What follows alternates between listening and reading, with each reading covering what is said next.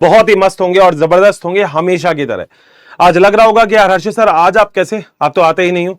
दोस्त मुझे सुबह ही पता लगा कि आज आपका इवनिंग वाला जो स्लॉट है क्लास का वो खाली है, तो मैंने कहा टाइम तो खराब नहीं होना चाहिए, टचवुड कुछ भी हो एक लेक्चर तो आपके पास आना चाहिए, फर्क नहीं पड़ता वो बॉटनी का हो या जूलॉजी का हो, ठीक है।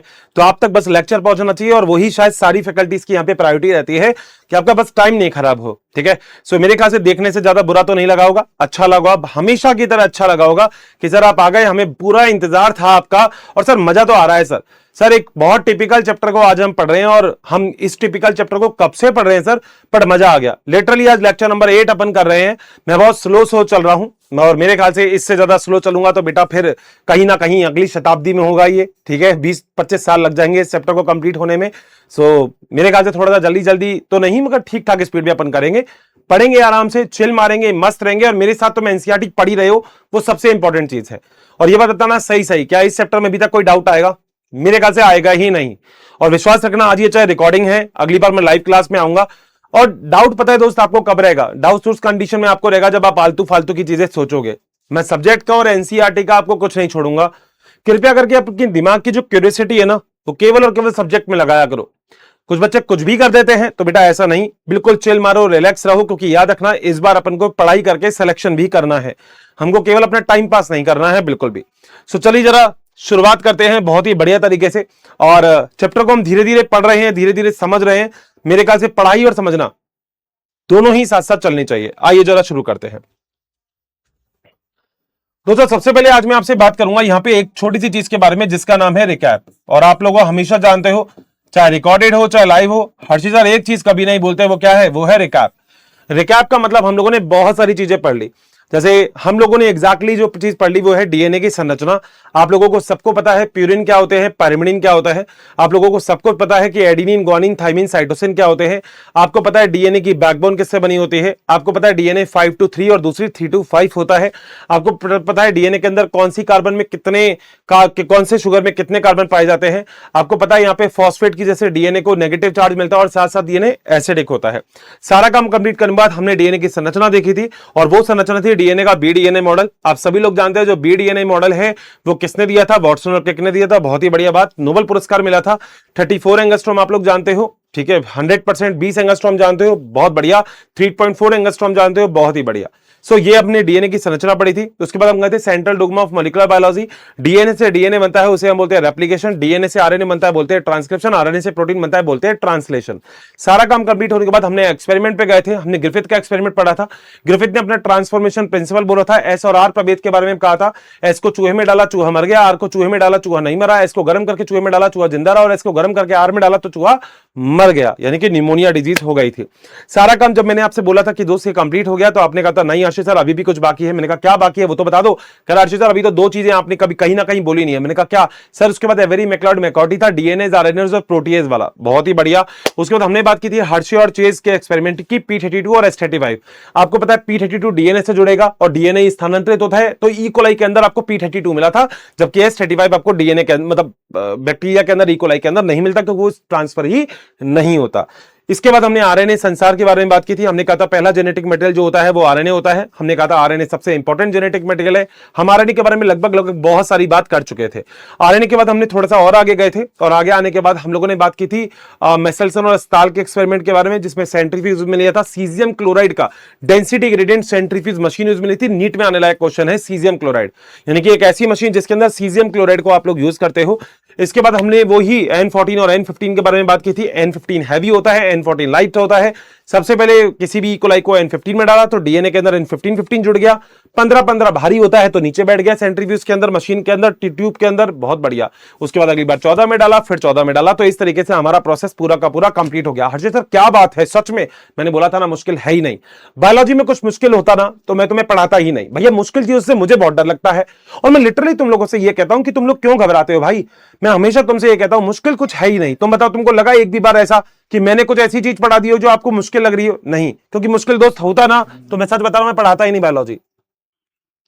ठीक है भाई, यहां तक मेरे ख्याल से लगभग सारी की सारी कहानी पूरी हो गई, क्योंकि बहुत बढ़िया। अब चलते जरा थोड़ा सा और आगे हम बात करते हैं रेप्लिकेशन के बारे में, जिसे हम प्रतिकृतियन कहते हैं। देखो सबसे पहले आप लोगों को ये वाली बात बहुत जरूरी है कि दोस्त हमको डीएनए से डीएनए की कॉपी बनानी है, और डीएनए से डीएनए की कॉपी हमें बनाते ही है, हमेशा ही बनाते हैं। और आपको पता भी होगा एस प्रावस्था में डीएनए से डीएनए की कॉपी बनाते हैं। आपने कोशिका चक्र वाला चैप्टर पढ़ा, तो एस प्रावस्था में डीएनए से डीएनए की कॉपी बनाई जाती है। बोलो बात सही है। इसके लिए एंजाइम मैंने आपको बता दिया, डीएनए निर्भर डीएनए पॉलीमरेज। जो एंजाइम डीएनए पर निर्भर है और डीएनए ही बनाता है, उसका नाम है डीएनए निर्भर डीएनए पॉलीमरेज एंजाइम। प्रोकैरियोटिक में अलग होते हैं, यूकैरियोटिक में अलग होते हैं। ठीक है, आपको प्रोकैरियोटिक का अच्छे से याद होगा, बहुत बढ़िया। DNA polymerase first second third 3 आपको मैंने बताए थे। ठीक है, अब जरा आगे चल सकते हैं, आ जाओ आगे की कहानी दोस्तों पूरी करते हैं।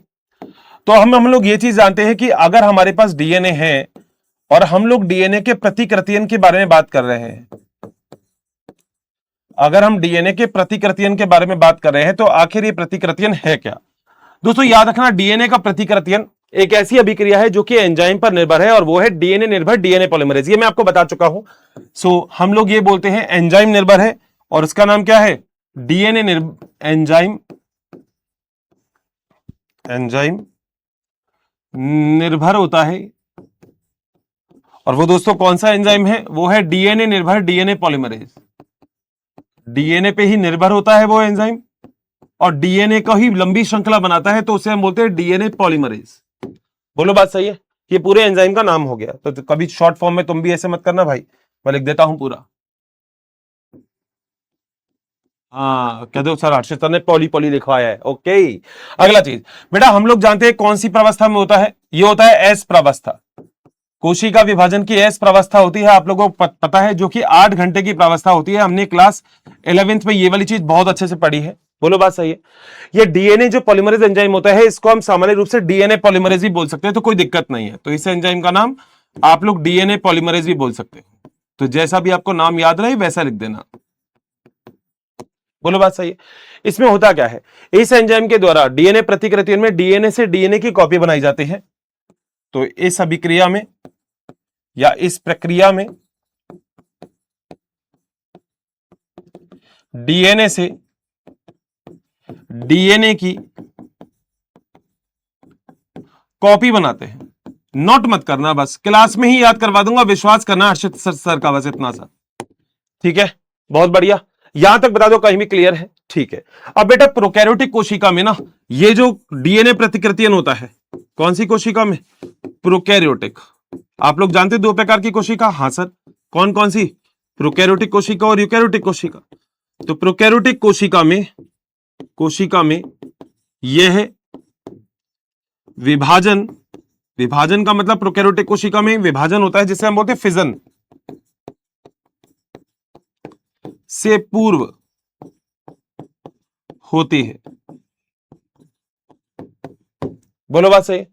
यूकैरियोटिक कोशिका में अगर देखा जाए तो एस प्रावस्था में होती है, आपको पता है, और वो कहां होगी? केंद्रक में होगी। ठीक है, माइटोकॉन्ड्रिया और हरितलवक। अगर मैं गलत नहीं हूं तो शायद आप लोगों को याद होगा, माइटोकॉन्ड्रिया और हरितलवक ये दोनों के दोनों स्वायत्त शासी अंग होते हैं, क्योंकि इनके पास खुद के पास डीएनए होता है। याद है कोशिका वाला चैप्टर? तो बहुत बढ़िया, नीचे वो वाला पॉइंट भी डाल देता हूं। पॉइंट नोट्स में सारे होने चाहिए, तभी तो मजा है नोट्स का। आगे आ जाओ। यूकैरियोटिक कोशिका में यह है किस किस में होता है? माइटोकॉन्ड्रिया,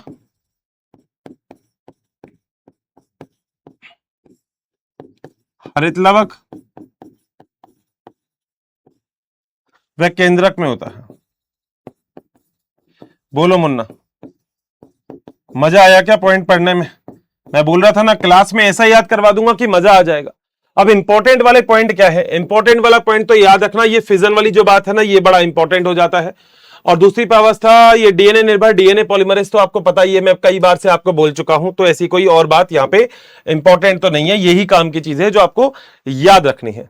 बताओ क्या दोनों के दोनों पॉइंट क्लियर हैं? 100% कोई दिक्कत तो नहीं है? ठीक है।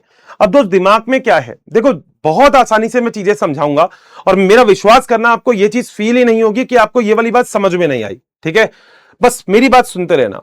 बहुत अच्छे तरीके से तो आप सभी लोग ये वाली चीज जानते हैं कि डीएनए से डीएनए की कॉपी बनना प्रतिकृतियन होता है, ठीक बात है। अब दोस्तों प्रतिकृतियन का मतलब क्या होता है? डीएनए से डीएनए की कॉपी बनाना, ठीक है। अब कॉपी कहीं से भी बना दोगे क्या? मतलब अगर मान लो मैं तुम्हें मेरी नोटबुक देता हूं और मैं कहूंगा इसकी कॉपी कर दो, तो आप क्या मेरे से पूछोगे नहीं हर्षित सर कहां से कहां तक की कॉपी करनी है? हाँ सर ये तो पूछेंगे। तो बस वही चीज हम लोग यहां पे कहते हैं, ठीक है भाई। तो ये वाली बात स्टार्ट करते हैं, आ जाओ। सबसे पहले दोस्तों दिमाग में एक बात आती ही है कि हर्षित सर ये बात तो आपने बिल्कुल सही कही कि कोई भी चीज किसी भी जगह से स्टार्ट तो हो नहीं सकती सर, कोई स्टार्टिंग पॉइंट जरूर होता होगा उसका, कोई एंडिंग पॉइंट जरूर होता होगा जहां से वो चालू होगी और वो खत्म होगी। तो सर इसलिए मैं आपसे ये चीज बोलता हूं कि आखिर अगर आपको कोई भी रिएक्शन करनी है तो किसी ना किसी जगह से तो उसकी शुरुआत होगी। भाई आप सिलेबस स्टार्ट करते हो तो आप चैप्टर नंबर फर्स्ट से स्टार्ट करते हो। ऐसे ही अगर मैं आपसे ये वाला क्वेश्चन पूछूं तो मैं एक क्वेश्चन आपके सामने रख सकता हूं, वो ये कि डीएनए का प्रतिकृतियन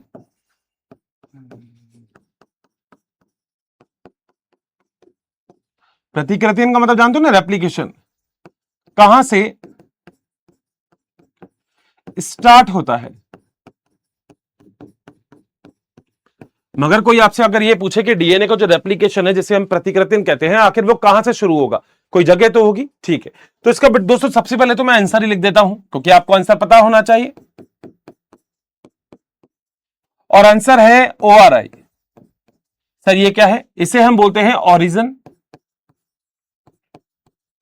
ऑफ रेप्लिकेशन, यानी कि कहीं ना कहीं से प्रतिकृतियन का उद्भव हुआ है। प्रतिकृतियन का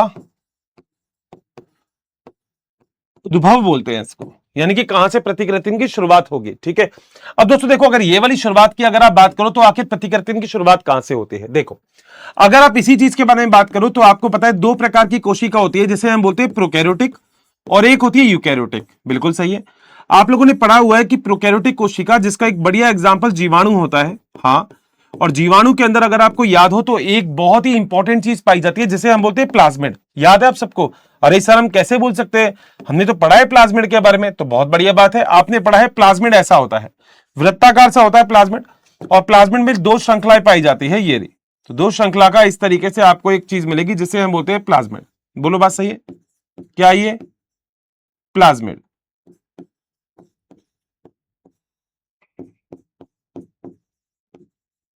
प्रोकैरियोटिक कोशिका में आपने क्लास 11th में पढ़ा है कि दो प्रकार के आनुवंशिक पदार्थ पाए जाते हैं, जिसमें एक आनुवंशिक पदार्थ होता है उसे हम बोलते हैं प्लाज्मिड और दूसरे आनुवंशिक पदार्थ को हम बोलते हैं जीनोफोर। तो यह है प्लाज्मिड। अब बेटा अगर प्लाज्मिड की ही कॉपी बनेगी, यानी कि एक प्लाज्मिड से अगर आपको दूसरा प्लाज्मिड बनाना है तो कहीं ना कहीं से तो उसकी शुरुआत होगी। भाई कॉपी करने में भी मैं अगर आपको एक कॉपी दे देता हूं तो किसी एक पेज से तो आप शुरुआत करोगे कॉपी करने की, ये थोड़ी किसी भी पेज से। नहीं सर, कहीं ना कहीं तो शुरुआत होगी। बहुत बढ़िया। तो जहां से प्लाज्मिड की यानी कि जहां से कॉपी बनने की शुरुआत होती है, that thing is this one, और इसी चीज को हम बोलते हैं ओआरआई। तो बताओ क्या मेरा पहला पॉइंट क्लियर हो गया? ओआरआई का मतलब क्या है? यह है ओआरआई, यानी कि प्रतिकृतियन की शुरुआत। अगर आप कभी भी कहते हैं कि प्रतिकृतियन की शुरुआत कहां से होती है तो आपका सीधा सा आंसर है कि प्रतिकृतियन की जो शुरुआत होगी वो होगी ओआरआई से। ओआरआई होता है ओरिजिन ऑफ रेप्लिकेशन। बताओ क्या पॉइंट क्लियर है? और ये वाली चीज है आपकी प्रोकैरियोटिक कोशिका में। सर ठीक है, आपको हमको पहली चीज तो याद हो गई, अब दूसरी चीज, प्रोकैरियोटिक कोशिका में एक ही ओआरआई होता है, केवल सिंगल ओआरआई, ठीक है। तो यहां पे एक पॉइंट लिख देता हूं, प्रोकैरियोटिक कोशिका में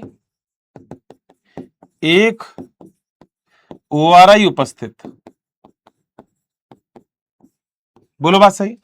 और ओआरआई मतलब जहां से प्रतिकृतियन की शुरुआत होगी। अब सुनो दोस्त, हमें से कह सकते हैं हर्षित सर यहीं पे ही ओआरआई क्यों बनाया, आपने यहां पे क्यों नहीं बनाया? बेटा याद रखना, जहां पे भी ओआरआई होगा वो एडिनिन थाइमिन से रिच होगा। जहां पे भी ओआरआई होगा वो क्या होगा? वो एटी रिच स्थल होगा, एटी रिच स्थल, यानी कि वहां पे एडिनिन और थाइमिन ज्यादा पाए जाएंगे। अब आप कहोगे ऐसा क्यों? बेटा एडिनिन और थाइमिन के बीच में दो बंध पाए जाते हैं, ग्वानिन और साइटोसिन के बीच में तीन बंध पाए जाते हैं। तो आप ये बताओ ज्यादा आसान किसको है तोड़ना, दो बंध वाले को या तीन बंध वाले को? आप कहोगे अच्छे सर वाह ये तो बड़ा आसान है। मैं कहूंगा अरे हुजूर वाह ताज बोलिए, क्या बात है। तो बेटा एटी रिच रीजन होता है। एटी रिच रीजन का मतलब होता है एडिनिन और थाइमिन उस स्थल पे ज्यादा होता है, तो वहीं पर ही आपका ओआरआई पाया जाता है, क्योंकि एटी में बंध दो होते हैं जिनको तोड़ना बहुत ज्यादा आसान होता है। बताओ क्या मेरा ये सारा का सारा पॉइंट आप लोगों को क्लियर हो गया? सभी लोग अब इस बात को समझ गए कि ओआरआई क्या होता है। मैं दोबारा बोल रहा हूं, ध्यान से सुनना। ओआरआई एक ऐसा स्थल होता है जिस स्थल पे जो डीएनए होता है उसकी कॉपी स्टार्ट होती है, उसे हम ओआरआई यानी कि ओरिजिन ऑफ रेप्लिकेशन बोलते हैं। ओरिजिन ऑफ रेप्लिकेशन आपको प्रोकैरियोटिक कोशिका में केवल एक ही मिलेगा। क्यों मिलेगा? क्योंकि प्रोकैरियोटिक कोशिका में केवल डीएनए ज्यादा बड़ा नहीं होता, इसलिए केवल एक ही ओआरआई उपस्थित होता है। ये वाला पॉइंट भी मैंने यहां पे लिख दिया। और याद रखना ये दोनों के दोनों पॉइंट आपके नीट में आने लायक चीज है। ये भी नीट के लिए इंपॉर्टेंट है और ये भी नीट के लिए इंपॉर्टेंट है। दोनों चीजें आप नीट में याद रख सकते हो, कोई दिक्कत नहीं है। ठीक है हर सर, पहली बात तो प्रोकैरियोटिक कोशिका की हो गई, मगर सर क्या होता है फिर यूकैरियोटिक कोशिका में? आओ जरा उसके भी देख लेते हैं। आओ, अगला चीज है आपके पास यूकैरियोटिक कोशिका। तो यूकैरियोटिक कोशिका में ये वाली चीज कैसे होती है वो भी समझ लेते हैं।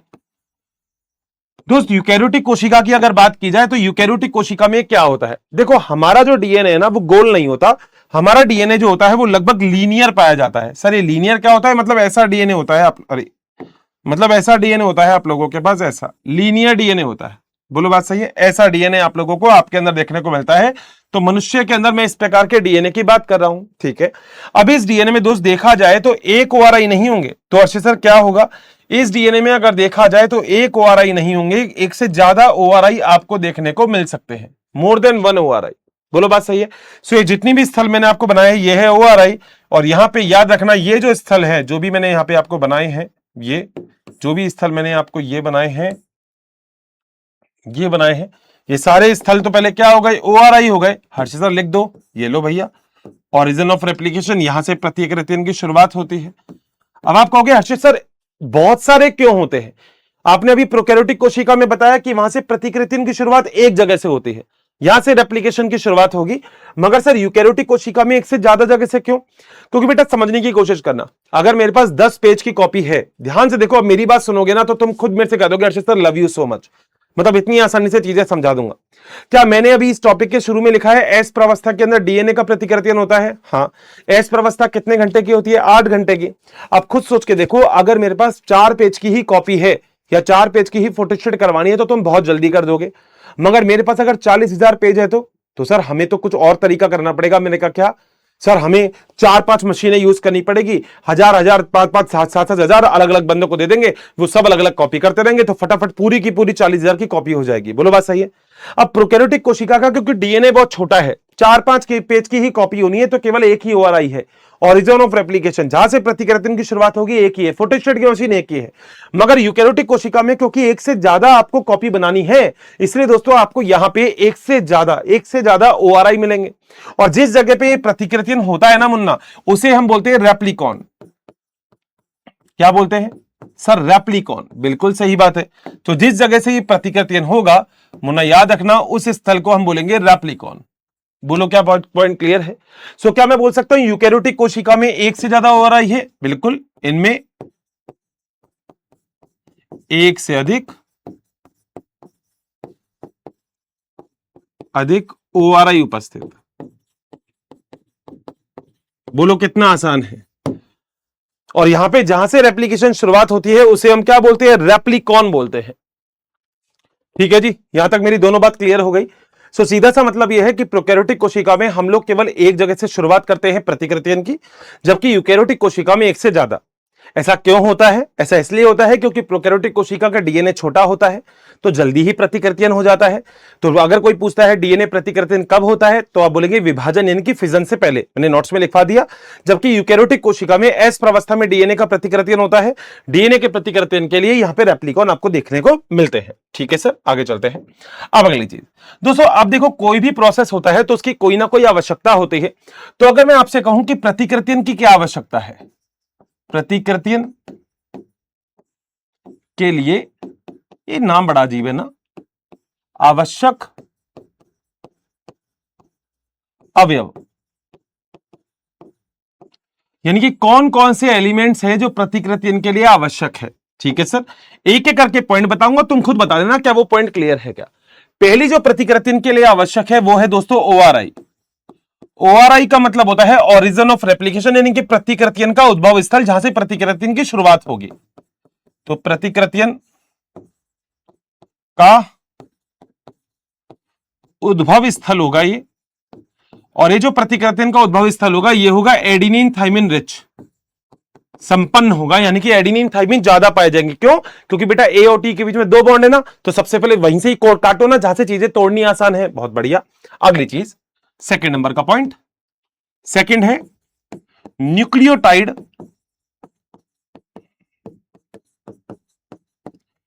को सक्रिय करना।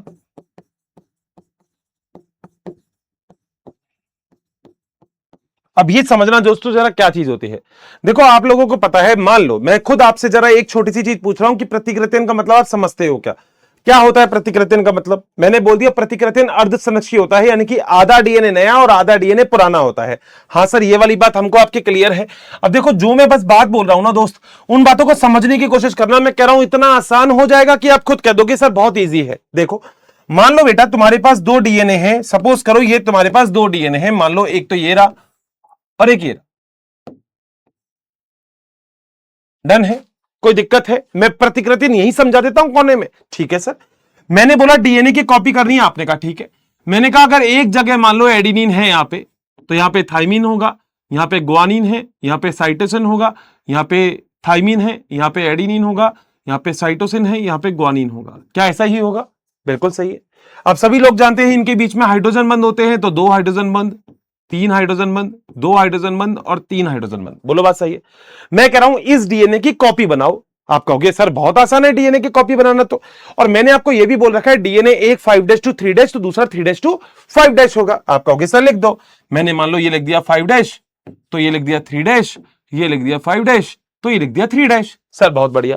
अब मैं क्या बोल रहा हूं? प्रतिकृतियां, यानी कि डीएनए से डीएनए की कॉपी बनानी है। बहुत बढ़िया, यानी कि इसकी मुझे कॉपी बनानी है। हाँ, और आपको याद है मैंने अर्ध संरक्षी बताया था प्रतिकृतियां, आधा डीएनए नया और आधा पुराना होगा। वाह क्या बात है। तीन बताए थे, संरक्षी, अर्ध संरक्षी, प्रक्षेपी। मैंने कहा तुम्हारे काम का बीच वाला है अर्ध संरक्षी। तो दोस्त तुम्हें करना क्या है, तुमको सबसे पहले दोनों डीएनए की स्टैंड को अलग अलग कर लेना है। मान लो एक स्टैंड ये रही और एक स्टैंड इसके आगे मान लो मैंने ये बना ली, दोनों डीएनए को अलग अलग कर लिया। सर बहुत बढ़िया। इस डीएनए में ये मान लो ये था 3', देख लेना, ये था 5', ये था फिर 3', ये था 5'। बहुत बढ़िया। कॉपी करूंगा तो बेटा दोनों चीजों को अलग अलग भी तो करना पड़ेगा। मैं तुमको मेरी नोटबुक दे देता हूं, कह रहा हूं बिना खोले कॉपी करो। आप कहोगे अरे सर कैसी बात करे यार, कर दी ना वही फालतू वाली बात। मैंने कहा क्यों, क्या हो गया? अरे सर कॉपी करनी है तो खोलना तो पड़ेगा डीएनए। ओहो, मैंने कहा बिल्कुल खोल दिया डीएनए। डीएनए खोल दिया तो डीएनए के दोनों चीजें अलग अलग हो गई। क्या क्या अलग हो गए? यहां पे मान लो एडिनिन था, ग्वानिन था, थाइमिन था, साइटोसिन था। यहां पे थाइमिन था, साइटोसिन था, एडिनिन था और ग्वानिन था, यही तो था। और इनके बंध टूट गए। ठीक है। अब डीएनए क्या होता है? अर्ध संरक्षी। तो आपकी कोशिका क्या करेगी? इसी डीएनए से नया डीएनए बनाएगी। अगर मैं आपको ये डीएनए दूं, ठीक है, तो क्या अगर मैं आपसे कहूं कि इसके सामने आप एक नया डीएनए बना दो, क्या तो क्या आप बना सकते हो क्या? या आपको मेरे से पूछना पड़ेगा आगे क्या आएगा? मैं इस डीएनए को बना दिया, इसके सामने ऐसे बनाऊं तो क्या बना सकते हो क्या? सर ये तो सर बच्चों वाली बात है। मैंने कहा क्यों? आपने बोला था ए के सामने बैठता है टी और जी के सामने बैठता है सी। सर ये तो हम कभी नहीं भूल सकते। मैंने कहा लिख दो फिर, ए के सामने कौन बैठेगा? टी, यहां पे सी, यहां पे ए, यहां पे जी, यहां पे बनाओ ए जी टी सी। बोलो बात सही है क्या? इनके पीछे बंद बन जाएंगे? बिल्कुल सर बन जाएंगे। दो बंद,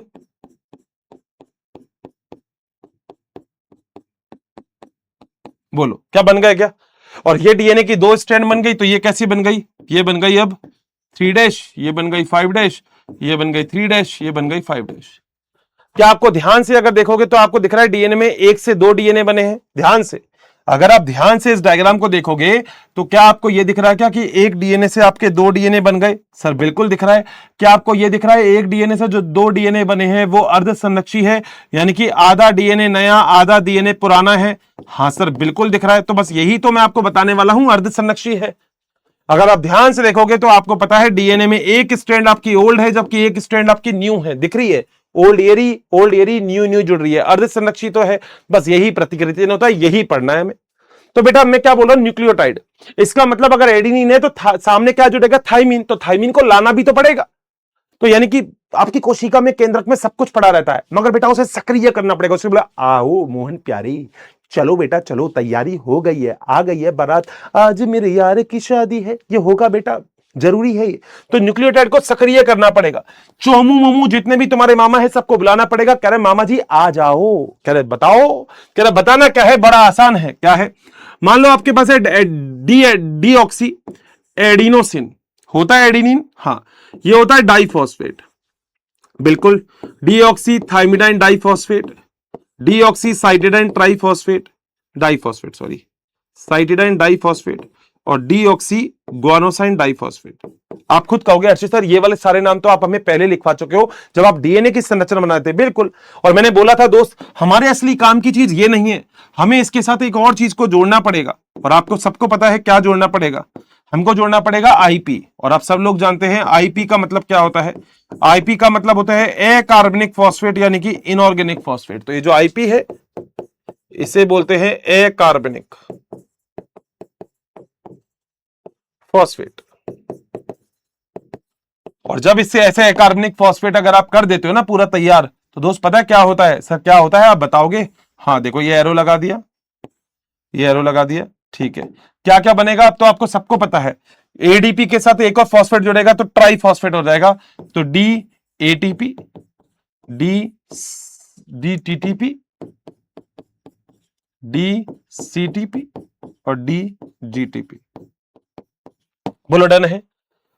यानी कि सबसे पहले आपको ट्राइफॉस्फेट बनाना है तभी जाके वो डीएनए के अंदर जुड़ेंगे। बोलो डन है क्या? पक्का, कोई दिक्कत नहीं है, क्लियर है? अब एनसीईआरटी ये लिखती है कि आपके शरीर के अंदर, आपकी केंद्रक के अंदर ये एटीपी, जीटीपी, टीटीपी, सीटीपी जो है इसके क्या क्या काम होते हैं। तो एनसीईआरटी बोलती है कि ये जितने भी आपको दिख रहे हैं अभिक्रिया के लिए, ये एटीपी, जीटीपी, सीटीपी, टीटीपी, ये रॉ मटेरियल की तरह काम करते हैं, क्योंकि बेटा नया डीएनए बनाना है तो थाइमिन को तो एडेनिन के सामने जोड़ना पड़ेगा, तो इनके कुछ ना कुछ काम है। तो अगला अगर मैं पॉइंट लिखूं तो न्यूक्लियोटाइड के क्या काम है, तो आप लिख सकते हो यहां न्यूक्लियोटाइड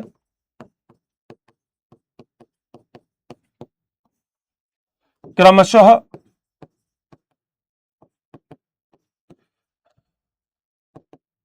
दो कार्य करते हैं। पहला क्या है, अभिक्रिया के लिए रॉ मटेरियल भी यही है, क्रियाधार भी यही है। पहला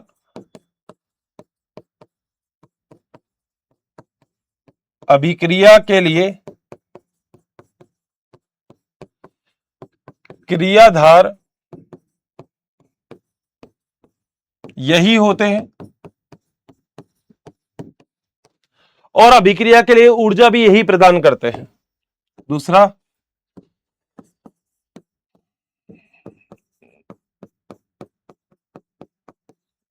अभिक्रिया के लिए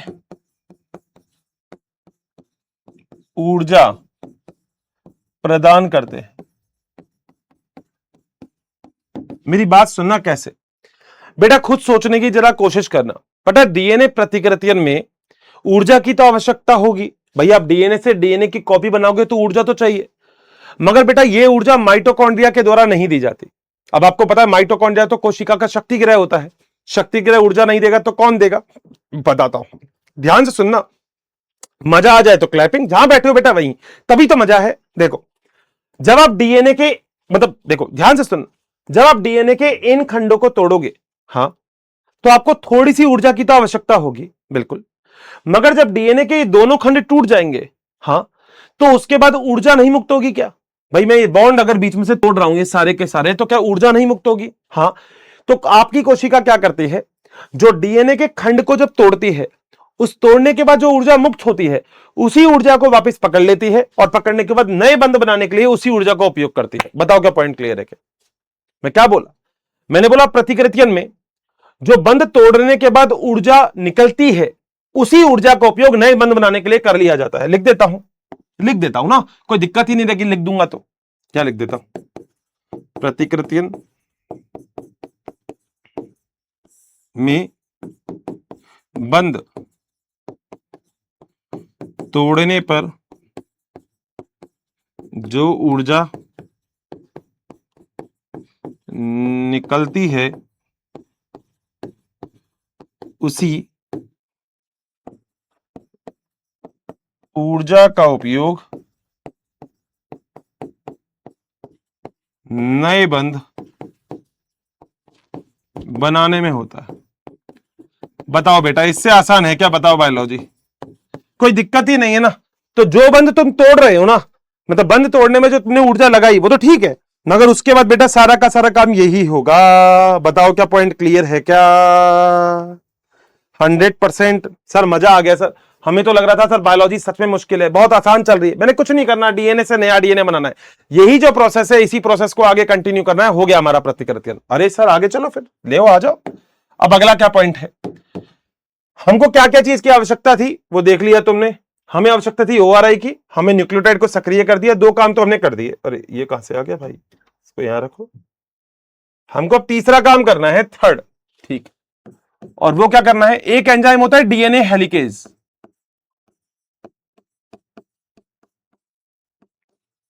ये अब एंजाइम है सारे, ये आपको याद रखने हैं। नाम से ही पता लग रहा है हेलिकेज, हेलिकेज मतलब हाइड्रोजन बंध। यानी कि ये जो डीएनए और आरएनए के बीच में ये जो हाइड्रोजन बंध है, ये डीएनए के बीच में जो हाइड्रोजन बंध है ना, जब तक ये नहीं टूटेंगे डीएनए की दोनों श्रृंखला अलग अलग नहीं होगी। तो इन हाइड्रोजन बंध को तोड़ने का काम कौन करेगा, हेलिकेज। मैंने बोला एंजाइम निर्भर अभिक्रिया है, अगर आपको याद हो तो मेरी पहली लाइन ये थी कि यह एंजाइम निर्भर अभिक्रिया है, बिना एंजाइम के यह अभिक्रिया होगी नहीं, जिसे हम प्रतिकृतियन कहते हैं। तो क्या लिख देता हूं मैं अगला पॉइंट, सर हेलिकेज। हेलिकेज क्या होता है, हाइड्रोजन बंधों को तोड़ने का काम करता है, हाइड्रोजन बंध को तोड़ने का काम करता है, का कार्य करता है या काम करता है। बोलो बात सही है, ठीक है। एक एंजाइम और होता है जिसे हम बोलते हैं टोपोआइसोमरेज, वो क्या काम करता है बेटा, देखो हमारे पास ये जो डीएनए है, माउस है वैसे तो ये, है ना, मगर हमारे पास जो डीएनए होता है वो बहुत कुंडलित होता है। ये मैंने बताया भी था कि डीएनए नॉर्मल नहीं होता, बहुत कुंडलित होता है। ये रहा, ये रहा। बोलो बात सही है। अब इतना अगर कुंडलित डीएनए होगा तो बेटा हाइड्रोजन बंध तो तब टूटेंगे ना जब अंदर घुसेगा यहां पे एंजाइम। तो डीएनए के इसी अति कुंडलन को थोड़ा सा नॉर्मल करने के लिए एक एंजाइम और होता है जिसे हम बोलते हैं टोपोआइसोमरेज। क्या, टोपो, टोपो मतलब टोपी। Okay sir, second enzyme third हो गया। ओके लिख दो बेटा, डी। डी क्या है, टोपो, टोपो, टोपो आइसो मरेज। क्या होता है पता है सर? हां, डीएनए के अति कुंडलन को, यानी कि अति कुंडलन में जो तनाव होता है उसे दूर करता है। डीएनए में उपस्थित अति कुंडलन तनाव को दूर करता है। बोलो बात सही, ठीक है। अब अगली चीज बेटा, अगला क्या है, एक प्रोटीन और होता है जिसे हम बोलते हैं एसएसबी। समझना वो क्या, डीएनए की दोनों श्रृंखला है, हाँ, इसे अलग अलग करना पड़ेगा, हाँ, मगर हो सकता है वापस जुड़ जाए। तो इनको दूरी बनाए रखने के लिए, दूरी सही जाए ना, तो ये दूरी बनाए रखने के लिए एक और एंजाइम होता है जिसका नाम क्या होता है, मतलब प्रोटीन होता है, नाम होता है एसएसबी प्रोटीन। तो एसएसबी प्रोटीन डीएनए की दोनों श्रृंखलाओं को अलग अलग रखता है, नाम है एसएसबी। डी के बाद आ गया अगला पॉइंट जिसे हम बोलते हैं ई, नाम है एसएसबी प्रोटीन। भाई साहब हिंदी और इंग्लिश दोनों में नाम लिख रहा हूं, पहले इंग्लिश में, सिंगल स्ट्रैंड बाइंडिंग प्रोटीन।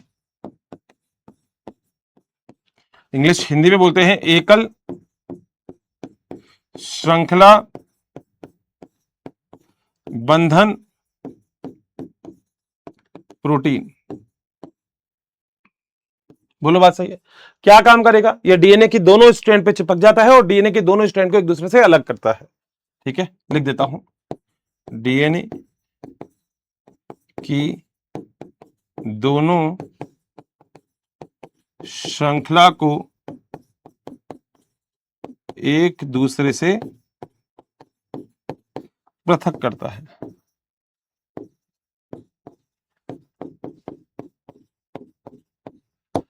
बोलो क्या पॉइंट क्लियर हो गए क्या? अभी जब मैं पढ़ाऊंगा ना तो आपको और सारे पॉइंट क्लियर होते जाएंगे, आप खुद कह दोगे अर्षित सर मजा आ गया, कोई दिक्कत ही नहीं है। ठीक है, बस अभी तो एंजाइम के नाम नाम याद रखो। तो ना पिक्चर चलती है तो नंबरिंग आती रहती है। अब आएंगे इसमें ऋतिक रोशन, अब आएंगे इसमें हर्षित ठाकुरिया, आज मेरे यार, तो बस वो सब चीजें चल रही है। अभी तो पिक्चर चालू होगी बेटा, अभी तो नंबरिंग चल रही है। ठीक है, ई के बाद अगला पॉइंट आता है एफ। एफ में एक चीज होती है जिसे हम बोलते हैं आरएनए प्राइमर। अभी बस इसको याद रखो, आगे बताऊंगा क्या यूज है। ये आरएनए प्राइमर होता है, आरएनए का छोटा सा खंड। क्या होता है? आरएनए का छोटा खंड क्या काम करेगा अभी बताएंगे। अगला पॉइंट जी, जी होता है डीएनए निर्भर, डीएनए पॉलीमरेज। भाई ये तो चाहिए ही चाहिए, बिना इसके होता ही नहीं है। और ये क्या काम करेगा? नई श्रृंखला का निर्माण करेगा, नई श्रृंखला निर्माण करेगा। बोलो बात सही है।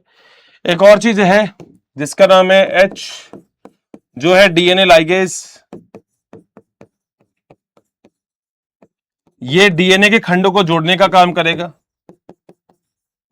डीएनए खंडों को जोड़ता है। बताओ मुन्ना, क्या पॉइंट क्लियर है क्या? छोटी छोटी बातें बस मैंने यहां पे आपके सामने इसलिए रख दी क्योंकि अब जब मैं आपको प्रोसेस बताने वाला हूं तो वो प्रोसेस अब आपके लिए बहुत आसान हो जाएगा, आपको दिक्कत ही नहीं आएगी। आप यही बोलने वाले हो हर्षित सर इतना आसान था क्या ये टॉपिक? बट ये जो भी आपको लिख रहे हैं ना ये सारे, ये आपको अपने आप ही याद हो जाएंगे। मैं कह रहा हूं अलग से याद करने की जरूरत ही नहीं है। जितने भी आपको दिख रहे हैं, ये दिख रहा है चाहे ये दिख रहा है, ये आपको अपने आप ही अभी दोस्तों अपने आप ही याद हो जाएंगे। जब मैं आपको पूरा प्रोसेस समझाऊंगा ना तो ये अपने आप आ जाएंगे। जब ये सब अपने आप आ जाएंगे तो देखो जो चीज का जहां पे वर्क होता है ना, अगर मैं आपको बोलता हूं ये इसका काम लिखने का होता है, अब अगर मैं तुमको इससे लिख के दिखा दूंगा ना तो तुम आसानी से समझ जाओगे सेम कंडीशन यहां पे है। तो ज्यादा टिपिकल नहीं है, प्रोसेस बड़ा आसान है, बस मेरे साथ साथ पढ़ते रहना। चलें दोस्तों आगे, पक्का? अब सुनो दोस्त, देखो डीएनए डिपेंडेंट जो एंजाइम है ना, जो आपका डीएनए पॉलीमरेज एंजाइम है, इसकी दो मुख्य विशेषता होती है। क्या क्या होती है देख लेता हूं। डीएनए पॉलीमरेज एंजाइम की मुख्य विशेषता, बेटा देखो कोई ना कोई तो रीजन होना चाहिए तभी हम डीएनए पॉलीमरेज एंजाइम को यूज में लेते हैं, ठीक है। पहला, ये बहुत तेज दर से प्रतिकृतियन करता है। पहला है अधिक तीव्र दर से, अधिक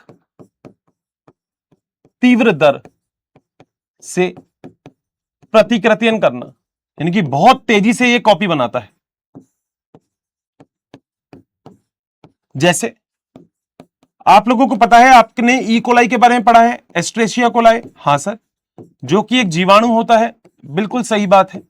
उसके अंदर बेस पेयर आप जानते होंगे कितने होते हैं? वो होते हैं 4.6 इंटू 10⁻⁶ बेस पेयर, बिल्कुल। और मैंने आपको यह भी लिखवा रखा है कि यहां पे इसका जो प्रतिकृतियन होता है वो 18 मिनट में होता है। लिखवाया है ना, प्रतिकृतियन प्रोकैरियोटिक में कितने मिनट में होता है? 18 मिनट में। मेसेल्सन और स्टाल वाले एक्सपेरिमेंट में अपन नहीं पढ़ा है। तो बेटा लगभग लगभग आप याद रखना 2000 बेस पेयर पर सेकंड नए बनाने की इसकी काबिलियत होती है। और नीट में आने लायक क्वेश्चन है ये। नीट में आपसे सीधा पूछ लेगा कि कितने बेस पेयर पर सेकंड नया डीएनए बनने की काबिलियत करता है डीएनए पॉलीमरेज। तो आपको ये पता होना चाहिए। दूसरा, आपको याद है मैंने आपको म्यूटेशन बताया था, मैंने बोला था एडेनिन के सामने थाइमिन आना चाहिए, मगर मान लो ग्वानिन आ गया तो क्या करेंगे? तो मतलब डीएनए के पास ऐसी कोई ताकत होनी चाहिए जिससे डीएनए अपने आप को वापस से सुधार सके, जिसे हम उत्परिवर्तन को सुधारना बोलते हैं, ठीक है। तो वो भी इसके पास होती है। तो पॉइंट नंबर सेकंड क्या है? पॉइंट नंबर सेकंड, डीएनए में होने वाले उत्परिवर्तन को सही करना, क्योंकि अगर उत्परिवर्तन हो गया तो गड़बड़ हो जाएगी। तो ये क्या करता है? सटीक काम करता है, उत्परिवर्तन को सही करने का काम करता है, गलती को सही करने का काम करता है। ए के सामने थाइमिन की जगह ग्वानिन आ गया तो ग्वानिन को हटाएगा वहां से, क्योंकि आपको पता है ए के सामने तो कौन बैठेगा? टी, और जी के सामने कौन बैठेगा? सी। बस इतनी सी बात है। बताओ डन है? डन है, कोई दिक्कत नहीं सर, ठीक है। अब एक छोटी सी बात आप लोगों को और याद रखनी है कि नए डीएनए का निर्माण हमेशा 5' to 3' दिशा में होता है, ठीक है। नेक्स्ट पॉइंट, नए डीएनए का निर्माण कौन सी दिशा में? 5' से 3' दिशा में होता है। ये याद रखना, ये अभी जो मैं प्रोसेस पढ़ाऊंगा तब आपको ये वाला पॉइंट अपने आप ही क्लियर हो जाएगा कि मैंने ये पॉइंट क्यों लिखा है। वैसे तो कुछ बच्चों को क्लियर भी हो गया होगा, नहीं पता है तो अभी मैं पढ़ाऊंगा तब आपको क्लियर हो जाएगा कि ये क्या है। तो ये पॉइंट जो है इसमें स्टार लगा लेना, ये भी स्टार, ये भी स्टार, सभी स्टार वाले पॉइंट है बेटा, क्योंकि टॉपिक ही इतना इंपॉर्टेंट है तो स्टार तो लगेंगे ही लगेंगे। बताओ डन है, कोई दिक्कत है? नहीं, कॉन्सेप्ट चालू कर दूं, मजा ला दूं, वीडियो भी दिखाऊंगा, मगर मेरे ख्याल से मेरा डायग्राम आपको वीडियो से ज्यादा अच्छा लगना चाहिए, ठीक है? क्योंकि वीडियो में तो बेटा मेहनत नहीं करनी पड़ेगी, कोई भी बना देगा, डायग्राम में तो दोस्त मेहनत लगती है ना? क्या कहते हो, लगती है ना? हाँ, देखो ये है मेरे पास डीएनए, ये मेरे पास डीएनए है, ठीक है? आपको पता है डीएनए में एक श्रृंखला अगर यहां से मैं बोलता हूं कहां से आती है, 5' होती है तो दूसरी 3' होगी, मैं बोलूंगा फिर ये 5' होगी तो ये 3' होगी, बता देना, कहीं दिक्कत नहीं आने दूंगा, ठीक है? डीएनए में यहां पे हाइड्रोजन खंड, हाइड्रोजन बंध पाए जाते हैं, सभी लोगों को पता है, तो मैं यहां पे हाइड्रोजन बंध भी आपके सामने बना देता हूं, कोई दिक्कत वाली बात नहीं है। क्लियर है, कोई दिक्कत तो नहीं है? एडेनिन थाइमिन लिखने की जरूरत है नहीं, अब तो कोई ऐसी टेंशन नहीं है, ठीक है? अब बेटा होता क्या है, होता सबसे पहले यह है, आपको पता है डीएनए अतिकुंडलित होता है। अब मैंने यहां पे अतिकुंडलन तो दिखाया नहीं, आप कहो तो अतिकुंडलन दिखा दूं, मगर फिर डायग्राम थोड़ा सा मुझे चेंज करना पड़ेगा, फिर ऐसा डायग्राम नहीं होगा, फिर थोड़ा सा मुझे बदलाव करना पड़ेगा मेरे डायग्राम के अंदर। तो बस मैं इतना सा आपको बात मानता हूं कि सबसे पहले दो एंजाइम होते हैं। मैंने बोला एक एंजाइम वो होता है जो डीएनए का अतिकुंडलन तोड़ता है, और जो अतिकुंडलन तोड़ता है डीएनए का उसका नाम क्या होता है? उसका नाम होता है टोपो आइसोमरेज। तो ये मैंने एक एंजाइम बना दिया, नाम है इस एंजाइम का टोपो आइसोमरेज, आइसोमरेज।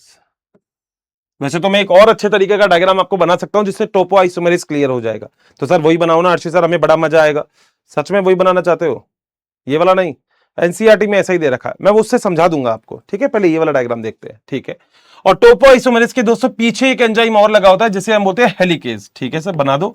तो मान लो एक एंजाइम में यहां पे अभी आप लोगों के लिए और बना देता हूं, एंड ये एंजाइम है आपके पास, कौन सा एंजाइम? हेलिकेज।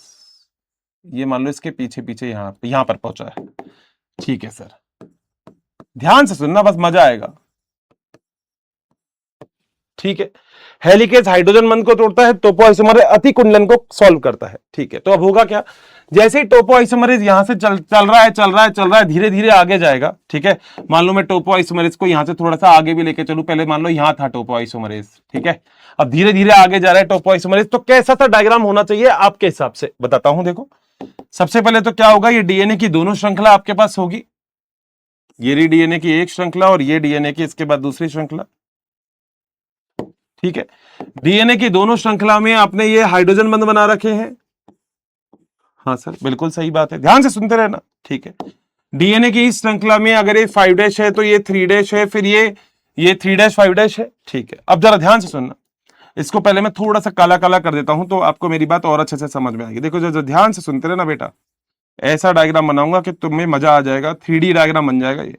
आगे आगे कौन सा है? आगे आगे तो ये है ब्लू कलर से, जिसको हम बोलते हैं टोपो आइसोमरेज, ठीक है? और इसके पीछे की तरफ कौन भाग के पहुंच गया? इसके पीछे की तरफ ये है जो आपके पास है हेलिकेज। बोलो बात सही है? ठीक है। अब जैसे जैसे ये आगे गए तो हाइड्रोजन बंध को इन्होंने तोड़ दिया, हाइड्रोजन बंध को तोड़ दिया, तो बताओ क्या डीएनए ऐसे करके खुलेगा या नहीं खुलेगा? खुद बताना, क्या ऐसे करके डीएनए खुलेगा या नहीं खुलेगा? ये डीएनए यहां खुल गया, एक डीएनए यहां खुल गया, क्यों खुला? देखो ऐसे था पहले डीएनए ऊपर वाले की तरह, ऐसे यहां से हाइड्रोजन बंध टूट रहे हैं तो डीएनए ऐसे ऐसे अलग नहीं होगा, बिल्कुल। देखो मैंने अलग कर दिया, और ये देखो ये इसका हाइड्रोजन बंध है जो अब टूट गए हैं। रटना मत बेटा, बस विश्वास करना, रटना ही नहीं है बस आपको। मेरे होते हुए भी अगर ये टॉपिक आपने रटा ना तो फिर बेटा बेकार है सब कुछ। ये लो, ये क्या है? 3', ये क्या है? 5'। बोलो कोई दिक्कत है क्या? मैंने अभी तक आपके एनसीईआरटी में यही डायग्राम बन रहा है, जिस डायग्राम को हम बोलते हैं कि रेप्लिकेशन यानी कि प्रतिकृतियन कैसे होता है। प्रतिकृतियन होने के लिए सबसे पहले टोपो आइसोमरेज एंजाइम जो अतिकुंडलन को खोलता है, उसके पीछे हेलिकेज एंजाइम होता है जो हाइड्रोजन बंध को तोड़ेगा। अगर ये एंजाइम पहले यहां था और यहां तक पहुंच गया तो बेटा पीछे के इसने हाइड्रोजन बंध तोड़ दिए, हाइड्रोजन बंध तोड़ दिए तो डीएनए खुल जाएगा, ये खुल गया। बताओ कोई दिक्कत है क्या यहां तक? कैसी भी तो बता दो, नहीं है? पक्का? जैसे ही हाइड्रोजन बंध तोड़ेगा, देखो वाई आकार दिख रहा है, तो हाइड्रोजन बंध तोड़ने के बाद आपको वाई के समान संरचना दिखेगी, ठीक है? तो यहां पे लिख देता हूं वाई समान संरचना। बोलो डन है? वाई के समान संरचना आपको यहां पे दिख गई होगी, कोई दिक्कत नहीं। अब मैंने आपको एक प्रोटीन और बताया था जिसका नाम था एसएसबी प्रोटीन, और मैंने आपसे कहा था एसएसबी प्रोटीन याद रखना, एक ऐसा प्रोटीन जो डीएनए की दोनों श्रृंखला को आपस में कभी नहीं जुड़ने देगा, वो एसएसबी प्रोटीन होगा, क्योंकि अलग अलग रखना जरूरी है तभी तो कॉपी बनेगी। तो बेटा यहां पे भी एसएसबी प्रोटीन लगा दिए, ये लगा दिए, और यहां पे भी बेटा एसएसबी प्रोटीन लगा दिए। और आपको पता है एसएसबी प्रोटीन का कार्य क्या है, मैं आपको ऑलरेडी बता चुका हूं। एसएसबी प्रोटीन डीएनए की दोनों श्रृंखला को एक दूसरे से अलग अलग करने का कार्य यही करेगी।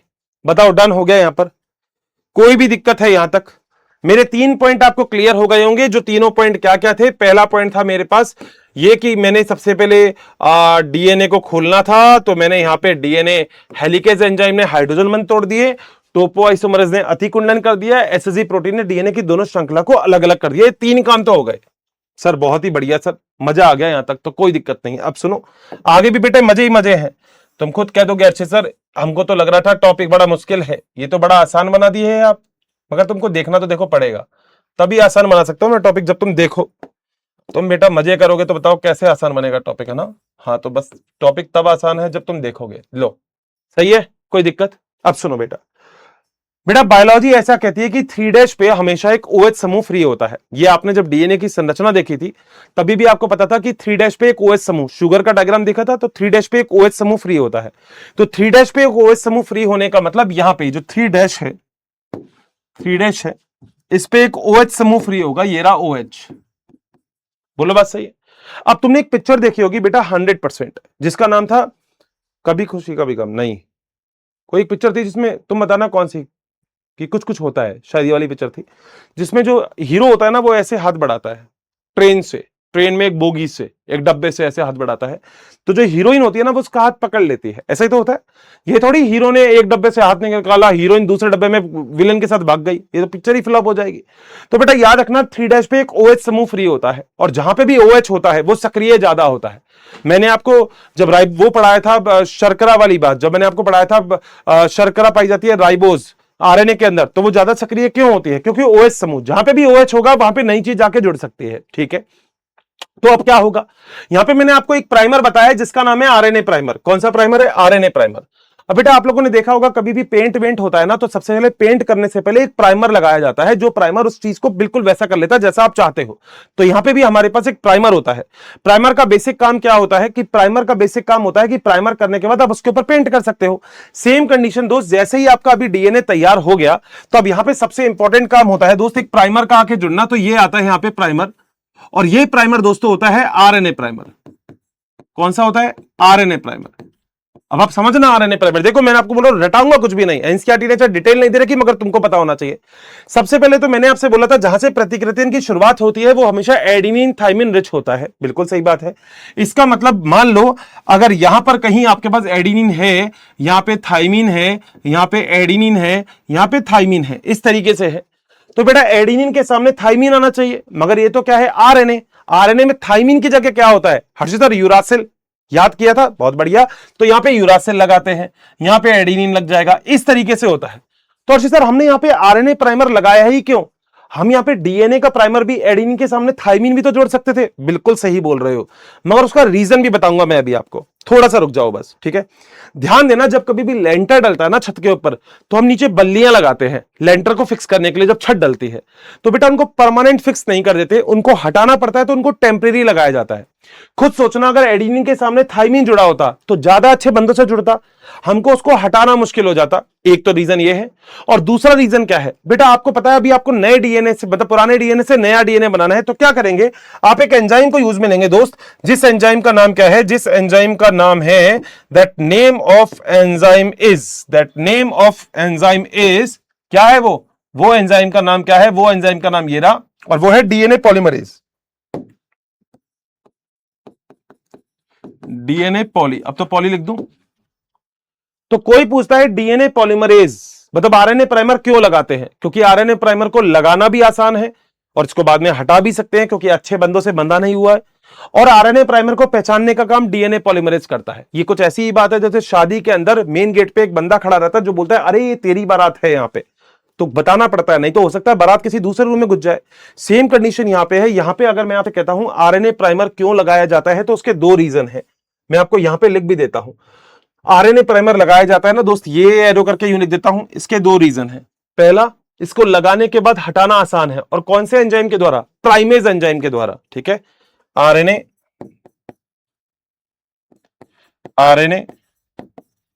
प्राइमर को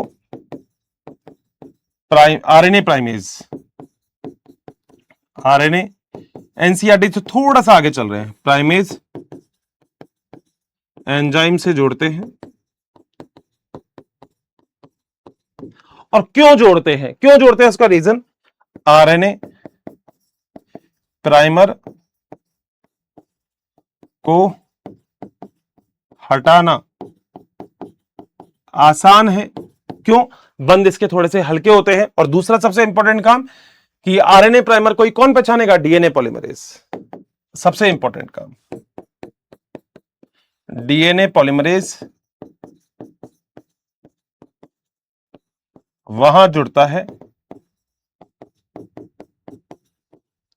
जहां आरएनए प्राइमर जुड़ता है या जुड़ा होता है। बोलो क्या पॉइंट क्लियर है? तो हमारी ये वाली बात तो क्लियर हो गई कि सर यहां पे क्या हो गया, हमको ये बात पता लग गई OH क्या है। सर OH हमको पता लग गया, OH क्या है? OH का मतलब है शाहरुख खान। ये है शाहरुख खान, शाहरुख खान। और बेटा सीधी सी बात है, काजोल वहीं आके जुड़ेगी जहां पे शाहरुख खान होगा। डन है बात? कोई दिक्कत है यहां तक? नहीं।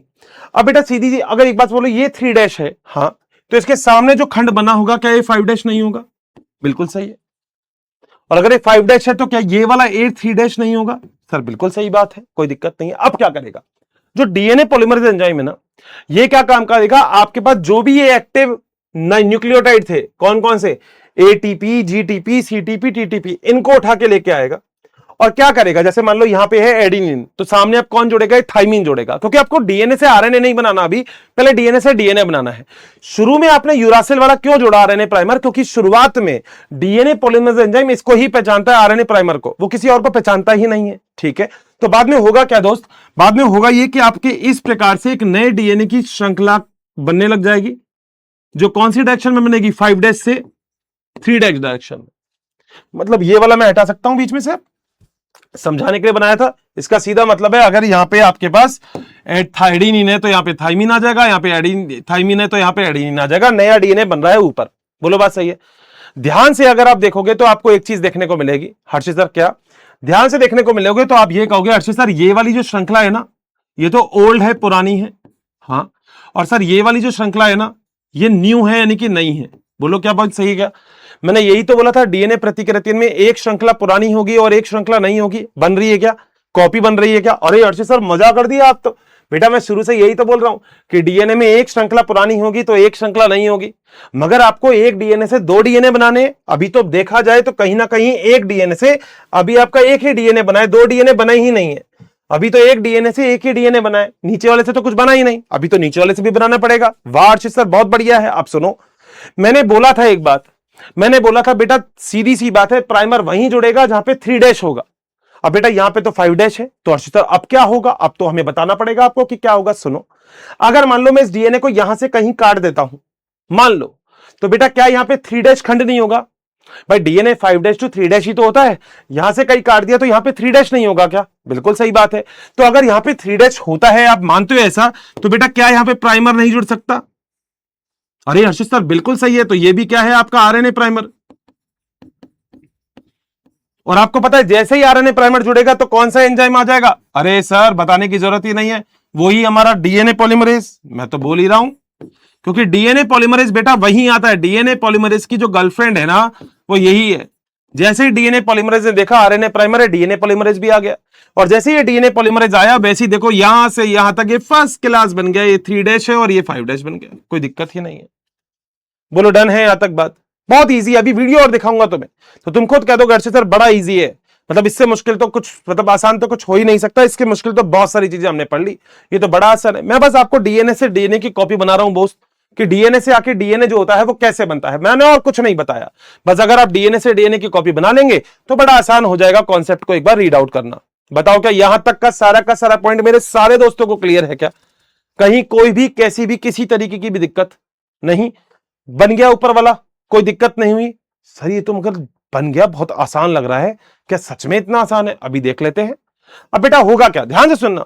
मैं मान लो इसी डायग्राम को थोड़ा सा और आगे ले लेता हूं कि आपको मेरी बातों पे दिक्कत नहीं हो, आसानी से समझ में आ जाए। मान लो मैंने ये तो हटा दिया सारा, ठीक है, और ये जो है ना, ये मान लो ये, इसको मैं यहां पे ले आता हूं कोने पे, क्योंकि मेरे को आपको नया डीएनए बना के बताना है ना। अब तो नया डीएनए कैसे बनेगा, तो बार बार पीछे तो फाइल लेके नहीं जाऊंगा, यहीं से दिखा दूंगा। अब बेटा होता क्या है, देखो समझना, रटने वाली चीज तो बेटा है ही नहीं।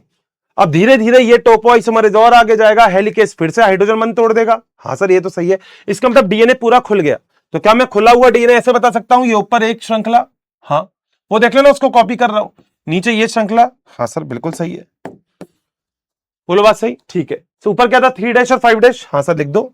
ये क्या है, यहाँ पे 5 था, यहाँ पे 3 था, यहाँ पे 5 था, यहाँ पे 3 था, मैं उसके अलावा कुछ नहीं कर रहा हूं, ठीक है। यहाँ पे सर आपने आरएनए प्राइमर लगाया था, लगा दिया सर, लगा दिया।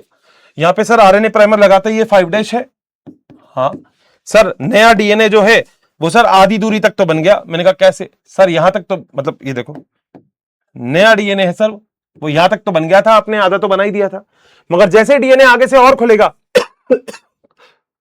क्या पूरा डीएनए बन गया ऊपर, ऊपर तो बन गया, क्योंकि डीएनए हमेशा 5 to 3 डायरेक्शन में बनता है। बिल्कुल सही बात है, इसका मतलब ये 5 हो गया तो ये 3 हो गया। बोलो क्या पॉइंट क्लियर है? अगर ध्यान से देखोगे तो मैंने अभी तक आपको एक डीएनए तो बना के दिखा दिया, जो मैंने ऊपर की तरफ अभी आपको बनाया, और ध्यान से देखोगे तो इसमें आपको एक चीज और देखने को मिलेगी, ऊपर की तरफ नया डीएनए है, यानी कि यहां पे ये तो है ओल्ड डीएनए, और यहां पे जो नया बना रहे हो ये है न्यू डीएनए। बताओ क्या पॉइंट क्लियर है? अर्ध संरक्षी बन रहा है, हाँ, मगर नीचे वाला बहुत अलग है। क्या है सर, देखते हैं, ध्यान से देखो, ठीक है। अब एक चीज याद रखना, जब कभी भी आप किसी डीएनए से नया डीएनए बनाते हो, हाँ, तो जिस डीएनए से डीएनए बनाया जाता है उसे हम बोलते हैं डीएनए टेम्पलेट। ओके, नया वर्ड, हाँ, जिस डीएनए से आप डीएनए बनाते हो उसे हम बोलते हैं डीएनए टेम्पलेट, टेम्प।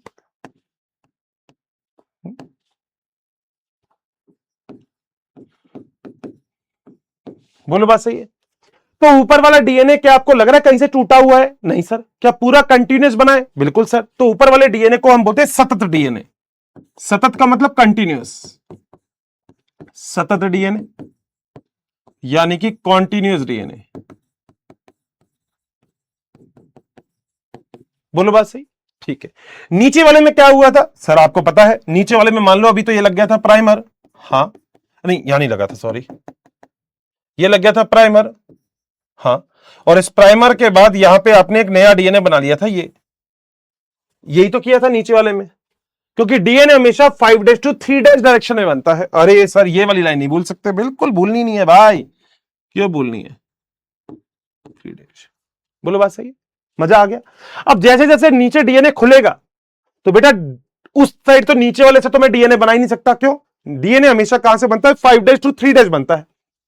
अब अगर यहां 5 लिखा, आगे 3 लिख दूंगा तो 3 हो गया, तो गड़बड़ हो गई ना, दूसरा डीएनए तो अलग बनना चाहिए। तो क्या होता है, तो बेटा क्या होता है, नीचे जब इतना डीएनए बन गया तो एक प्राइमर और अटैच होगा, ऐसे कई सारे प्राइमर अटैच होते हैं, मान लो एक प्राइमर ये और अटैच हो गया, ऐसे एक प्राइमर और अटैच हो गया, इस प्राइमर ने यहां से डीएनए बना लिया, इस प्राइमर ने यहां से डीएनए बना लिया, तो ऐसे कंटिन्यूसली प्राइमर के थ्रू डीएनए बनता रहता है। और ये वाली स्ट्रैंड कौन सी स्ट्रैंड हो गई? ये स्ट्रैंड हो गई 5। बोलो सही है? नीचे अगर देखा जाए तो ये भी टेम्पलेट डीएनए है, मगर ये डीएनए क्या कंटिन्यूस बन रहा है या डिसकंटिन्यूस बन रहा है? असतत। सर असतत है, बहुत बढ़िया। तो ये जो डीएनए है ये कैसा डीएनए है? ये है असतत डीएनए, जिसे हम बोलते हैं डिसकंटिन्यूस।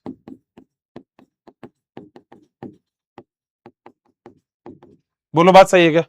तो दो डीएनए आपको बन गए, सतत और असतत। मगर आप ध्यान से देखना, डीएनए की यहां पे भी अगर आप ध्यान से देखोगे तो वही चीज जो मैंने बोली है वही मिलेगी। एक डीएनए की श्रृंखला आपको ओल्ड मिल रही है, जबकि एक आपको यहां पे न्यू मिल रही है। यही तो था अर्ध संरक्षित डीएनए, आधा डीएनए नया और आधा डीएनए पुराना। बताओ क्या यहां तक पॉइंट बिल्कुल क्लियर हो गया मेरे दोस्तों? कहीं कोई दिक्कत कैसा भी किसी तरीके की भी नहीं है? पक्का 100%? ठीक है। मगर दोस्त अब क्या है, अब देखो क्या होता है, अगर आप देखो तो जहां पे डीएनए की असतत श्रृंखला बन रही है वहां पे छोटे छोटे डीएनए के खंड बनते हैं, जिसे बायोलॉजी में एक नाम बोला जाता है ओकाजाकी खंड। कौन से? ओकाजाकी वैज्ञानिक का नाम है, ठीक है, लिख देता हूं। जहां डीएनए के असतत खंड बनते हैं उन्हें ओकाजाकी खंड कहते हैं। नोट डाल लेना, इंपॉर्टेंट है नीट के लिए भी ये भी। तो ये वाले जो छोटे छोटे खंड आपको दिख रहे हैं ना, ये इसको हम क्या बोलेंगे? ओकाजाकी खंड। बोलो, डन है? क्लियर है ये वाली बात भी? देखो मैं बोल रहा हूं, टॉपिक जरूर आपको लगेगा यार हर्षित सर ये कैसा है, मगर आसान है अगर स्टोरी के फॉर्म में। अभी मैं पूरा स्टोरी भी सुनाऊंगा, जो मेरे ख्याल से सुनोगे तो बड़ा आसान हो जाएगा। बट याद रखना, डीएनए हमेशा 5' to 3' दिशा में बनता है। ये मैंने आपको लिखा भी है, तो ये आपको याद भी रखना है। ये लिखा भी है मैंने, यहां लिख दिया है मैंने। मैं जो भी कुछ लिख रहा हूं उसी चीज को समझा रहा हूं दोस्त, याद रखना। अब 5' 3' क्या होता है? शुगर, शर्करा होती है 5' और 3'। याद होगा आपको, डायग्राम बताया था जब मैंने आपको डीएनए की श्रृंखला का डायग्राम बताया था। सर बिल्कुल, बताओ यहां तक पॉइंट क्लियर है क्या? 100% कोई दिक्कत है? नहीं? ठीक है सर, मजा आ गया। अब क्या होगा दोस्त? देखो ये वाली बात तो आप जानते हो कि आपको डीएनए की सतत श्रृंखला चाहिए। ये आरएनए, ये प्राइमर तो आरएनए के है ना। अब आरएनए तो चाहिए ही नहीं आपको, तो डीएनए से डीएनए बनाना था, ठीक है। तो सबसे पहले इस प्राइमर को हटाया जाता है। ओहो ऐसा? अब देखो ना, तुम्हारे सामने की बात है। मैं तो बेटा क्या करता हूं, मैं तो ऐसे करूंगा, ये कॉपी करूंगा, ये यहां ले आऊंगा, यहां लेके आने के बाद इनको, जो मेरे काम की चीज नहीं है इनको हटा दिया, बहुत बढ़िया। ये ओकाजाकी खंड मेरे काम का नहीं है, इनको हटा दिया, बहुत बढ़िया। इनको हटा दिया, इनको हटा दिया, और इस डायग्राम को मैंने रख लिया मेरे बीच में। डन। ऊपर वाली श्रृंखला तो आपकी सही बन गई, उसमें तो कोई लोड है नहीं। बात है नीचे वाली श्रृंखला की, आखिर इसका क्या करना है सुनो। कोशिका क्या काम करती है नीचे वाली श्रृंखला में? नीचे वाली श्रृंखला में कोशिका क्या काम करती है? ये हटाती है प्राइमर, ये हटाती है प्राइमर। ये देखो, अरे ये देखो, ये देखो, प्राइमर हटा दिए, ये हटाती है क्या? प्राइमर हटा दिए। प्राइमर हटा दिया तो देखो एक खंड अलग अलग अलग है। हाँ, अब कोशिका क्या करती है वो जरा ध्यान से सुनना, थोड़ा सीधा बनाऊंगा ना, अब जुड़ जाएगा ना, ठीक है।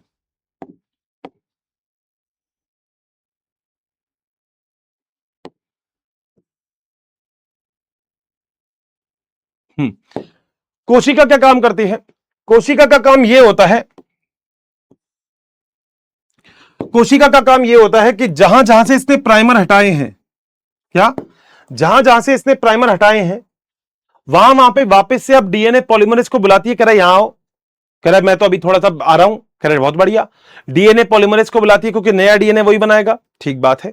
और इन गैप को फिल करने का काम एक एंजाइम करता है, डीएनए लाइगेज। वो लाइगेज क्या काम करता है? जैसे ही डीएनए पॉलीमरेज यहां पे बीच में खंड बना देता है, ये मान लो ये बना दिए, ये ऐसे खंड बना दिए, ये ऐसे खंड बना दिए, ठीक है। तो डीएनए लाइगेज क्या होता है? इन खंडों को फिल कर देता है, ये कर दिए फिल। बोलो बात सही है? सो यहां पे डीएनए के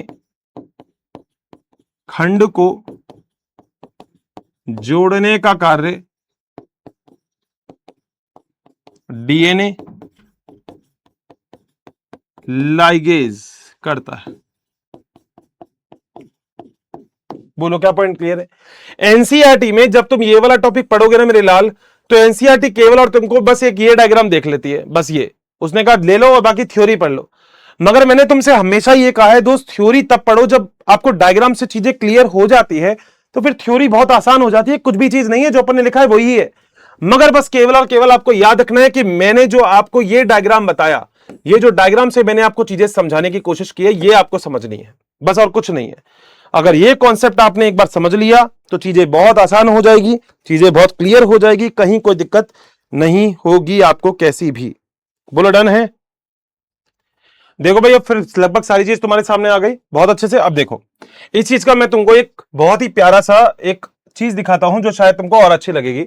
ये पूरा प्रोसेस है, जैसे हम बोलते हैं डीएनए रेप्लिकेशन, है कि एक डीएनए से नया डीएनए बन रहा है। डीएनए दिख रहा है आपको? बहुत बढ़िया दिख रहा है, कुंडलित है डीएनए। ये नीचे छोड़ो, ये जो भी दिख रहा है मैं आपको बोल दूंगा ना, मैं जो बोलूंगा बस वो आपको सुनना है। ये डीएनए आपको दिख रहा है, देखो सबसे पहले डीएनए को खोला, एंजाइम का नाम टोपोआइसोमरेज, ठीक बात है। अब देखो एडेनिन के सामने थाइमिन, गुआनिन के सामने साइटोसिन होता है। सर हमको पता है, बहुत बढ़िया बात है। कोई भी एंजाइम ऐसा होगा तो मैं आपको सब कुछ बताऊंगा, ठीक है।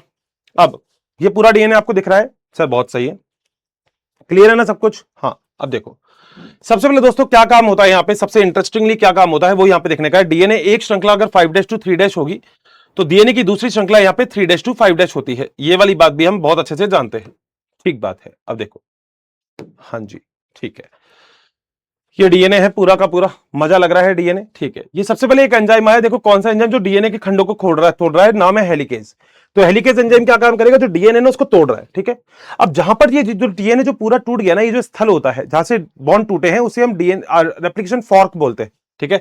ये एंजाइम आएगा प्राइमेज, कौन सा एंजाइम, आरएनए प्राइमेज। और ये आरएनए के बेस को देखो जोड़ दिया, इसने जोड़ दिया, इसका काम अलग हो जाएगा, हट जाएगा। अब कौन से प्रोटीन, एसएसबी प्रोटीन आते हैं, वो पता नहीं इसमें होंगे नहीं होंगे, मुझे नहीं पता, मगर आपको एसएसबी प्रोटीन बताए, छोड़ो इसे नहीं बताए। ये डीएनए पॉलीमरेज एंजाइम आ गया और नया डीएनए अब यहां से ये बनाना चालू कर देता है, ठीक है। तो नया डीएनए अगर आप देख रहे हो तो डीएनए के बेस लग रहे हैं, ये देखो डीएनए के बेस लगते जाएंगे यहाँ पे, ये लग रहे, ये चल रहा है आगे, देखो नया डीएनए बनता जा रहा है। डायरेक्शन देखो 5' to 3' डायरेक्शन, बोलो बात सही है क्या। तो ये लीडिंग स्ट्रैंड बन रही है। लीडिंग का मतलब जो सबसे पहले बनती है वो लीडिंग, जो बाद में बनती है वो लैगिंग। तो सतत बन रही है, देखो ऊपर सतत, ओके सर, लीडिंग स्ट्रैंड बन गई ऊपर, ठीक है। नीचे क्या होता है, नीचे बेटा प्राइमर जुड़ता है, फिर डीएनए बनता है, फिर प्राइमर जुड़ेगा, फिर डीएनए बनेगा। तो ध्यान से देखो, तो क्या ऐसा ही हो रहा है क्या, नीचे देखो डीएनए का छोटा सा खंड, ओकाजाकी खंड। अब देखो फिर प्राइमर जुड़ेगा, देखो यहाँ पे ये प्राइमेज एंजाइम आएगा, देखो इसने आरएनए प्राइमर जोड़ दिया, ठीक है। पॉलीमरेज एंजाइम आएगा, नया डीएनए बना देगा, बना बेटा पॉलीमरेज, श्याओ श्याओ बना दिया। क्या बात है अर्षित सर, मजा आ गया है। तो बहुत आसान है ना, दोबारा देख लेना, देखो बना दिया। अब बेटा बीच में जो छोटे छोटे गैप रह जाते हैं, इस गैप को सील करता है डीएनए लाइगेज, फिर प्राइमेज आ जाएगा, फिर नया डीएनए बनाएगा। तो क्या आपको दिख रहा है नीचे वाली जो श्रृंखला है उसके ऊपर एक से ज्यादा प्राइमर लग रहे हैं, that's why this is called as Okazaki खंड, ठीक है। मतलब ये ऐसा तक श्रृंखला। देखो कौन आ गया, एक्सोन्यूक्लियस, छोड़ अपने एनसीईआरटी में नहीं है, इसने काट दिया प्राइमर को और यहां पे डीएनए पॉलीमरेज आके वापस नया डीएनए बनाएगा और लाइगेज इस गैप को सील कर देगा। देख लो तुम्हारे सामने है, तुम्हारे पास दो डीएनए की स्ट्रैंड बन गई है, एक ऊपर वाली एक नीचे वाली। लाइगेज एंजाइम आ गया जिसने डीएनए के वो छोटे छोटे खंडों को सील कर दिया। तो अगर तुम ध्यान से यहां पे देखोगे तो वही चीज जो मैंने अभी आपको बोली आपको दिख रही होगी।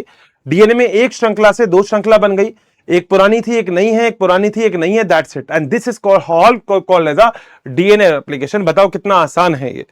मैंने बोला ना मुश्किल दोस्त तब है जब तुम सच में इसको मुश्किल समझते हो, अदरवाइज इससे आसान तो टॉपिक हो ही नहीं सकता है। कितना आसान टॉपिक था बताओ, मतलब लिटरली बोल रहा हूं। अगर आप केवल और केवल मेरे ये डायग्राम, अब देखो यार, देखो मैं 3D डायग्राम तो तुम्हारे सामने बना नहीं सकता, मगर 2D में मैंने कोई कसर छोड़ी नहीं है। मैंने क्या बोला है दोबारा से बोल देता हूं।